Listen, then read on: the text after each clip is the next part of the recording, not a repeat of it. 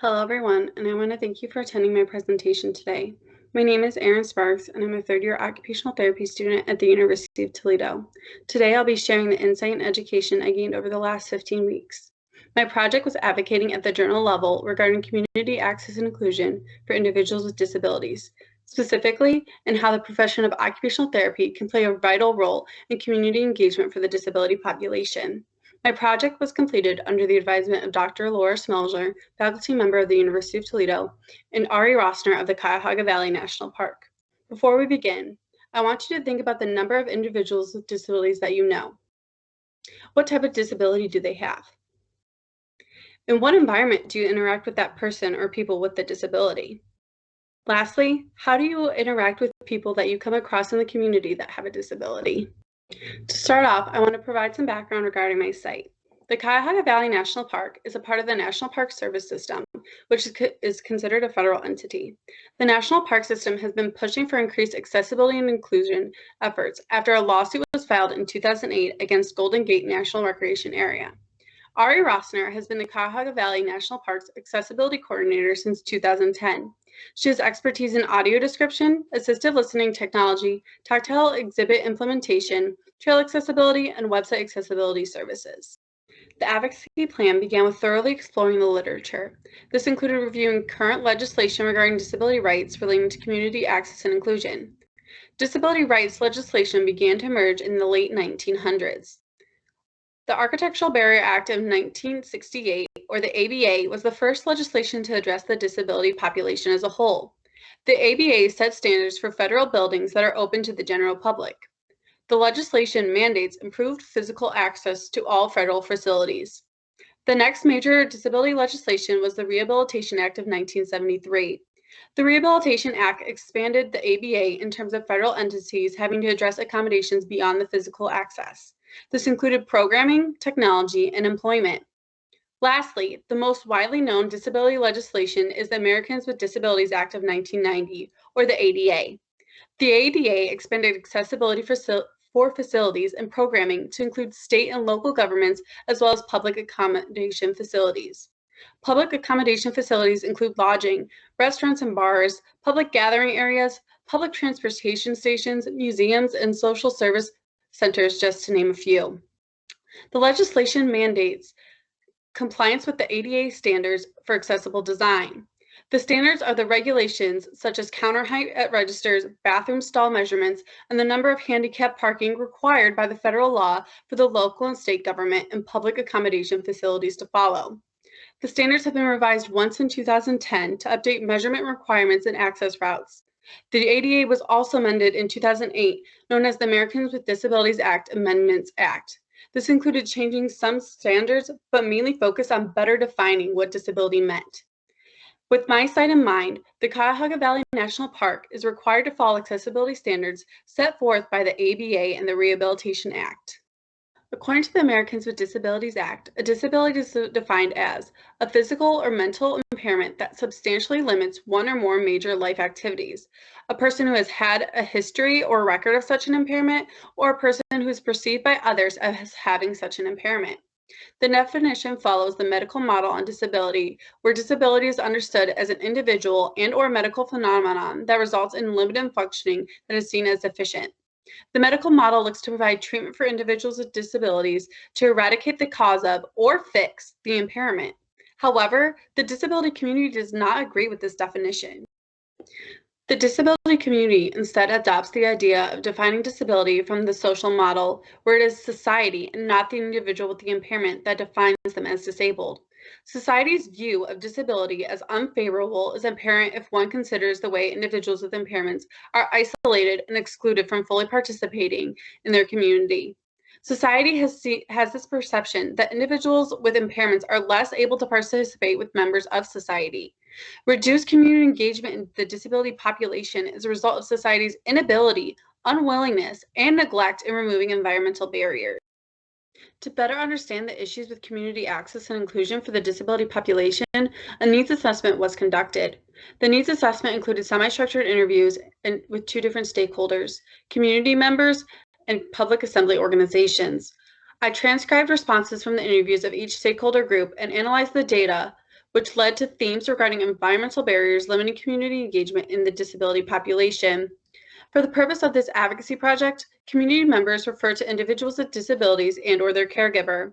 I was able to interview 19 community members that represented different types of disabilities, including physical, visual, hearing, speech, cognitive, and sensory. My analysis of the community member responses focused on content regarding environmental barriers personally experienced in the community. It resulted in the emergence of 6 categories, which contributed to 2 sub-themes. The categories inadequate environmental supports, insufficient legislation, and absent accommodations form the sub-theme limits to accessing the community. The categories societal stereotypes or insensitivity, inadequate programming, and inefficient assistance form the sub-theme limited consideration within the community. The 2 sub-themes combined create the main theme of limits to inclusive engagement in the community for the disability population. In contrast, the public assembly organizations are considered those community organizations that provide access to services and facilities in the community to the general public. 15 public assembly organizations participated in the interview. The focus of the interviews was to uncover what barriers exist to providing accessible and inclusive services. Through the analysis, 4 categories of environmental barriers emerged. The categories environmental limitations and insufficient resources form the sub-theme limited means to provide access to the community programming. The categories accommodation misuse and complexity and breadth of the disability population form the sub-theme limited implementation of service for the disability population. The 2 sub-themes form the main theme, limits to providing inclusive community engagement. Some examples of environmental barriers reported by community members include no adult changing tables to change individuals who are incontinent and use a brief, difficulty to open and close doors by wheelchair users, limited accessible transportation, an inability to access certain areas on the internet, community members expressing members of society limiting their participation, having to adjust going out into the community during downtimes to prevent crowds and society's judgment. There is no programming for diverse disabilities. The accessibility programming that does exist can cause more issues than benefits. Inadequate services to assist individuals with disabilities in participating in the community, loss of assistance and friends due to disability, and specifically when talking about the ADA, quotes noted were accessibility is not universally the same across different disabilities, and there's been no evolution of the ADA. Some examples of environmental barriers that prevent the implementation of accessible inclusive services reported by public assembly organizations include limited access to certain areas to preserve the integrity of the service or program already implemented. The facility does not have enough space for accessible accommodations. There's not enough staffing to implement the accommodation, or they have limited funding to go ahead and make accommodations. They've had able-bodied individuals take advantage of ADA accommodations, limited adaptive equipment and resources to get that adaptive equipment, and limited virtual programming options for different disabilities. Through the analysis, it's evident that environmental barriers exist in both the utilization and implementation of accommodations that limit community engagement within the disability population. This advocacy plan examined the utilization of occupational therapy through the implementation of the person-environment occupation performance model of practice. With that in mind, the analysis of both stakeholder groups led to the creation of this diagram to depict the current interaction individuals with disabilities experience in the community. The person is defined as an individual with an impairment classified as a disability. The person's capacity level is not the focus within this advocacy plan. This relates to the idea that individuals who have a disability are currently performing at a specific level related to their disability and need to engage in occupations.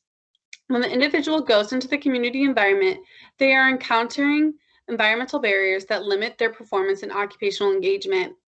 The red icons represent environmental barriers because they stop community engagement from occurring. Environmental modifications also exist to assist the individual's performance and occupational engagement. The other colored icons represent the environmental modifications as they are diverse and can be implemented in multiple ways. The advocacy plan results indicate that the issue present is a lack of consistency and availability of modifications across the community that address the environmental barriers. Based on community member responses, the environmental barriers and lack of modifications results in reduced community engagement. The removal of barriers and promotion of modifications is the advocacy effort of this plan. The purpose of this advocacy effort is to promote community engagement within the disability population. The effort recommends the implementation of disability awareness education by community-based occupational therapists through consultation. This is justified through the American Occupational Therapy Association's published support for not only the ADA, but the role of OT in the implementation of the ADA. The publication noted, occupational therapy education trains practitioners to understand how environmental and attitudinal barriers affect a person's ability to function in the community and participate in meaningful occupations. With this knowledge, occupational therapy practitioners can facilitate compliance with ADA's Title III requirements for removal of environmental barriers and access to programs, goods, and services in both the public and private sector.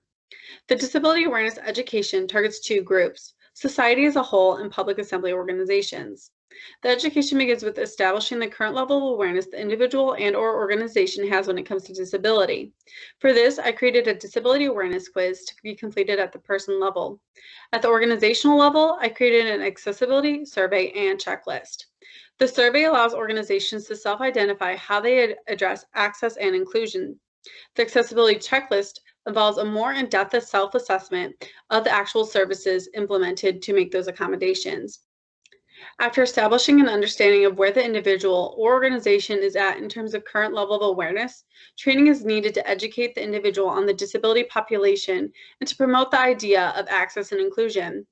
National and local organizations offer disability awareness training that organizations can request. However, both have limitations. From a national level, the training is too broad to address the diversity of the specific community the individual or organization is located in. In contrast, local organizations offer education that is too specific to a certain type of disability and falls short in addressing the disability population as a whole. An occupational therapy practitioner can create a program that not only educates but also promotes and advocates for individuals who have diverse disabilities. This can occur through collaboration with local organizations and developing partnerships. As occupational therapy practitioners, our knowledge on a variety of diagnoses and conditions, the ability to complete occupational analyses, and expertise with assistive technology and environmental modifications promotes the profession's role within community engagement. Additionally, we are experts in grading and adapting occupations to promote their just right challenge. We can educate individuals and organizations on how to implement accommodations that assist individuals with a variety of disabilities. If you consider the figure from before and layer the advocacy effort over it, the result is a new perspective toward community engagement. In the new approach of the PEOP model toward community engagement, the disability awareness education is centered in the person perspective of the model between the individual with the disability and the community environment. This is because the disability awareness education acts as a buffer between the person with a disability and the environment in hopes of removing environmental barriers.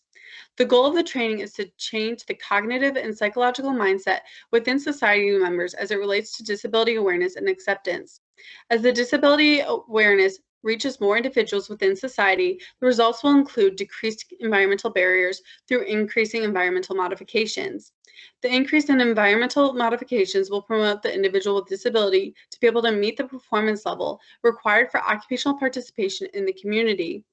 The improved performance capabilities and occupational participation will merge the two areas to create positive occupational performance that results in community engagement.